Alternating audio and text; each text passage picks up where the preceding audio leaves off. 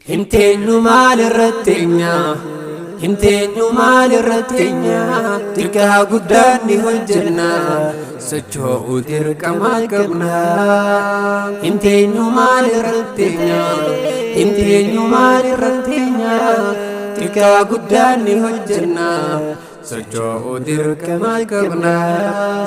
Hintaatu masluufummaani bilaash gubuu sa'aani socho'uun argamtii rizqiini tattaaffiin argamtii rizqiini hojjechuun toltii diinii duniyaani carraaquun siifiltii jiruuni.